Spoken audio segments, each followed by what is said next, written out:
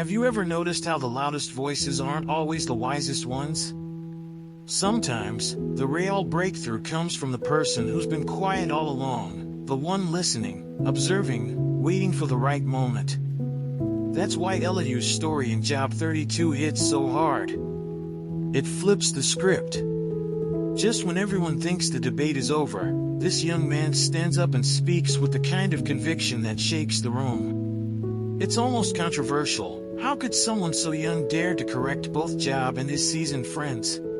But maybe that's the twist we all need, realizing that divine insight isn't about seniority or status. It's about surrendering to the Spirit that gives true understanding. So, if you've ever felt overlooked, silenced, or underestimated, this chapter might just explain why your moment to speak could change everything. Then, let's read the chapter together.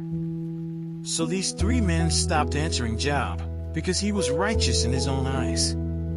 But Elihu, son of Barakah the Buzite, of the family of Ram, became very angry with Job for justifying himself rather than God. He was also angry with the three friends, because they had found no way to refute Job, and yet had condemned him. Now Elihu had waited before speaking to Job because they were older than he. But when he saw that the three men had nothing more to say, his anger was aroused. So Elihu, son of Barakah the Buzite, said, I am young in years, and you are old. That is why I was fearful, not daring to tell you what I know. I thought, age should speak, advanced years should teach wisdom.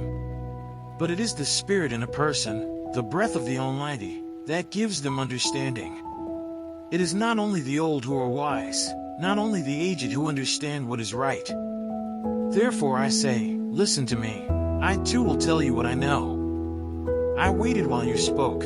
I listened to your reasoning. While you were searching for words, I gave you my full attention. But not one of you has proved Job wrong. None of you has answered his arguments.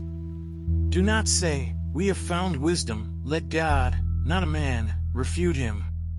But Job has not marshaled his words against me, and I will not answer him with your arguments.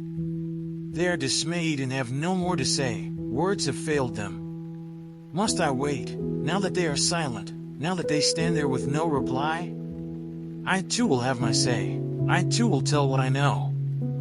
For I am full of words, and the Spirit within me compels me. Inside I am like bottled up wine, like new wineskins ready to burst.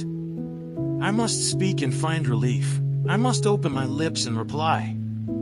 I will show no partiality, nor will I flatter anyone, for if I were skilled in flattery, my Maker would soon take me away. Let's say a quick prayer to thank the Lord for His mercy. Lord, thank you for this moment of clarity and truth. Thank you for showing us, through Elihu in Job 32, that wisdom doesn't depend on age or position, but on a heart willing to listen and speak when you lead. Sometimes it's hard to know when to stay silent and when to step forward, so please, guide us in that balance. Help us apply what we've learned today, to speak with love, act with courage, and always seek your voice above all others. Keep our hearts humble, our minds open, and our spirits sensitive to your direction. Amen. So, what if your silence has simply been preparation for a divine moment? Job 32 reminds us that wisdom can rise from unexpected places, even from the quiet ones who've been reading, watching, and waiting for the right time to speak.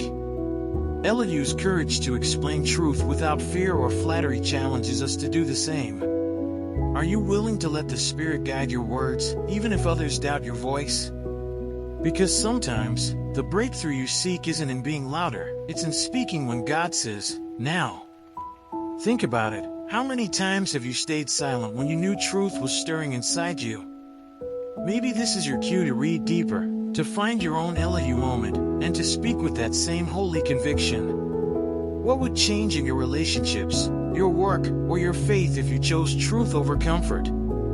That's the real challenge hidden in Job 32, to stop waiting for permission and start walking in divine boldness. If this message stirred something in you, don't let it fade. Keep diving into the Bible, keep growing, keep questioning. That's how transformation begins. And hey, before you go, make sure to subscribe to the channel and turn on notifications. so you never miss the next insight that could shift your entire perspective.